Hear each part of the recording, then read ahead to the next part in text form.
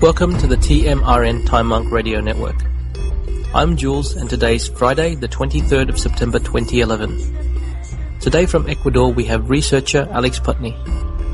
Alex reveals the ancient Sanskrit mandala as a nonlinear geometric model of consciousness, the unified field reflecting the octagonal symmetry of prime numbers. His website is humanresonance.org. Hi Alex, welcome to the WebBot Forum Roundtable. Hi, Jules. Thanks for having me. It's great to be able to share this information with a whole new group of people who I haven't been able to address before. Fantastic. It's good for you to frequent with us as well. The WebBot Forum administrator and producer of the show is Fox, and he'll be doing the recording and technical support of the show. Several members of the forum were kind enough to join us tonight. They include members Gemini, Green Meadow, Five Cook, and Parry, known as Periwinkle on the forum. For listeners, this interview will assume you have a good understanding of Alex's work. Alex has numerous articles and free ebooks on his website, www.humanresonance.org. This interview will be available on YouTube for free on the WebBot Forum channel and at the website webbotforum.com. Alex, are you comfortable and ready for the interview, sir? Yeah, definitely. Let's go for it. Great. The first area or topic we're going to be discussing is planetary resonance or new vibrations. Alex, as we approach 2012, in your articles on Hunabku and the Tzolk'in calendar, you expect the endless magnetic streams of life force flowing in perfect geometric proportion through our planet and our bodies. This includes the Earth's magnetic field to reverse and a downshifting of planetary resonance from 8 Hz to 1.45 Hz. Your research shows that 1.45 Hz promotes entrainment between the hypothalamus, pituitary and pineal centers of the brain. Can you explain what you think this change in the planet's resonance will do to people? Will it enable survivors to be able to walk in ki or chi as they walk in a perpetual alpha state without the need to meditate or take psychedelic substances? Please tell us what you expect from this resonance change. Well, that's a lot to think about, and I definitely have been thinking about it a lot. And I've come up with some answers that I don't think most people have considered. And a lot of them have to do with the experiences that I'm having right now in my life. And I'm seeing these as being harbingers of the changes that we're going to be all seeing in a more explicit way. Right now, the changes we're seeing are very subtle. But we have individuals around the world like myself, and there are others like Daniel Tammet, who's a synesthete, is the name given to individuals who experience what's called a state of synesthesia, which is a linking of the senses where the experiences of sounds, words, numbers, colors are linked to other experiences and perceptions. So the mathematical abilities that people like Daniel Tammet demonstrate very clearly, and for myself, the mathematical work that I put together on my website, these things are things that we've arrived at through a state of synesthesia that's induced by the changes that are happening on our planet. So it's a long word, and it's a tough concept to realize, but I think everyone in their own experience has moments of this. And, there are all kinds of moments where we have telepathic breakthroughs with people, where we're communicating over distances, where we're having intuitions that save the lives of others, save our own lives, coincidences that bring us towards health. And I think these positive effects of these changes are what I'm most interested in. Obviously, we have people out there who are doomsdayers, who are themselves falling apart in the chaos that is really taking this planet by storm right now. So the main concept that I want to address here that involves these changes has to do with the resonance change on the planet and the different levels of the acoustic throughput of our planet that's really causing the state of consciousness that people are experiencing. So when we think about the consciousness and the mind and how these interact with the planetary changes, we really have to understand how cell phones work, because that can be used as a springboard to be able to understand how our own consciousness works. Now, when two cell phones are trying to communicate with each other, they need to be synchronized by a cell phone tower. So there's a certain frequency that's being used to communicate, and these phones that are all on the same network that can communicate with each other are using these distinct frequency ranges. And they're also synchronized within those ranges. So all of the phones have a pulse that is shared. So this concept, most people don't even realize when they use their phone, but in fact, this same concept underlies telepathic communication as I understand it. And I think the pyramids are the key to understanding that connection, because the pyramids, in my opinion, act as the wireless tower does, synchronizing cell phones. Only the pyramids are synchronizing consciousness and telepathic communication over distances. And so what I mean by that is if you have the pyramid initiate in an ancient culture living in Teotihuacan, in what's presently in Mexico, this pyramid has the same base length and has the same resonant frequency as the Great Pyramid in Giza, Egypt.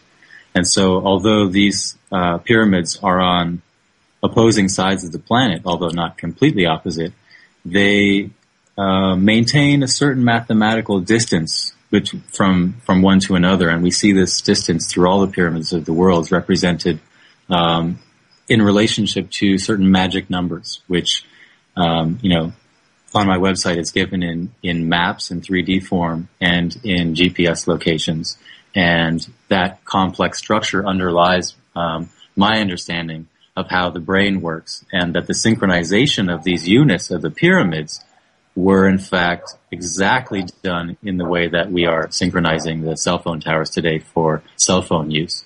So in my mind, when we talk about 2012, it's really the frequency change of our planet that is going to boost our telepathic ability. And when we look at the present 8 hertz state, or near 8 hertz, fluctuating around there, that is actually a baseline of the Schumann resonances, the planetary resonance of Earth. And there are, in fact, at intervals of 5.9 hertz, going above and in harmonics and below in subharmonics, that extend, and there are 30 frequencies that together form the Earth resonance. And so my understanding and my prediction is that in 2012, the base lengths of the pyramids around the world will, especially the Great Pyramid of Giza, will be engaging and mitigating the energies that are moving through our planet at that time from an outside source, and the 1.5 level or 1.4 hertz level subharmonic of the 7 hertz base signal will actually be gaining in strength. And I believe that that heartbeat resonance will be creating all of these telepathic changes that we're experiencing right now, and as well synesthesia. Great, Alex. Just a follow-up. Alex, Cliff High of the Webbots in his latest report sees a change in time as we perceive or know it. He's calling it temporal ownership. Most also know of Terence McKenna's concept of the eschaton for 2012. What does your research show about the time, and how the resonance shift you expect will impact, change, alter time, if at all? Well, that's an interesting question. I've thought about that a lot, and I think that all of our basic, what we think of as basic fundamentals of time, space, and even more fundamental things like atomic decay rates, evaporation rates, those things are found to fluctuate with solar flares. So I think as we look at the future right now, we can project, according to the Mayan calendar, intense solar activity for the next solar maximum in 2012. And I think definitely for that, the precedent is already being set when we look at clockworks, for example. On my website, I present information where in, I believe it's in Sicily, they're having severe problems maintaining clocks and keeping time together because literally the mechanisms are not functioning the same and they're all losing coherence. So I find it very interesting, not only that they're not maintaining coherence with each other and the rest of the world, but even in little pockets, there's no consistency. So it seems to me like right now we have the same thing with the South Pole, for example. We have multiple South Poles forming. And in South Africa, there's a South Pole there that compasses go haywire around at different times of the year according to solar activity. So these changes definitely are not only affecting the way clocks are measuring things, and that's both digital and analog clocks, I believe, but also the way our own bodies are registering time. For example, the cellular clock that so many people talk about as being wound a certain way or having a certain period, or the circadian rhythms that we experience and the seasons of our planet, they're all shifting right now. And so I think definitely when we look towards the future, I'm definitely envisioning one where we have different conditions environmentally that affect human aging cycles as well. So there are so many changes to speak of that we're really looking at the beginning of our perception of time here. And the Mayan calendar tells us that this cycle is ending, but the new cycle has yet to be set. The new quantum state has yet to be seen. And that's what's so fascinating to me. Yeah, those compass effects, Alex. I mean, could they also be the harbinger of possible multiple poles causing, or which obviously to its final extent would be a magnetic pole flip? I do think so, and inevitably all the models show that the poles do go haywire, and there are multiple north and south poles during the reversal. And I think certainly we're going to a higher energy state because I believe there's a blast wave of energy approaching us, and the Mayans speak of this as the galactic superwave that synchronizes all of the solar activities and that's pulsed from the center of our galaxy. So when I look at the future changes and this galactic wave striking and moving through our solar system, and the prophecies that are given to us by these cultures that knew about these changes from previous epochs in history, from information that was passed down from people alive at those times, those coherent transmissions really, for me, set the stage and allow me to envision the positive aspects of what's happening in the future rather than the negative aspects of the end of a calendar. What does that mean? That means the calendar does not track time beyond a certain date, and they know why that is. And so the Mayan calendar, for me, is the answer. Ancient knowledge in general and the way it interfaces to explain these questions, coincides with what Nikola Tesla was telling us and coincides with what solar physicists can understand today, or plasma physicists specifically, who understand a lot more, I think, about the universe and about energy, because magnetic fields from plasma are much more intense than the gravity from matter that we see in our universe. So astronomers who are obsessing with objects and missing the plasma factors in the universe and don't understand how plasma works in the laboratory, these astronomers can't give us the data we need to understand these changes. And yet plasma physicists and ancient Mayan astronomers definitely can provide answers. Thank you, Alex. Talking about that, and obviously in the last few months, we've been getting hit by severe geomagnetic storms.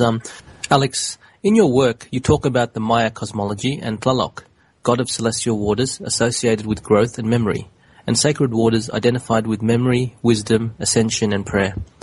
I have often wondered about the meaning of stories like the Tower of Babel. As humans are electrically charged beings, could there have been events that caused a mass amnesia or scrambling of our minds in the past, perhaps because of the magnetic field flipping or the resonance change? Can individuals avoid such a fate perhaps by covering oneself in a Faraday cage, drinking the light water and grounding oneself barefoot to the earth? Or is this memory loss part of transformation, a requirement of universe, a forgetting of the old so the new can be reborn?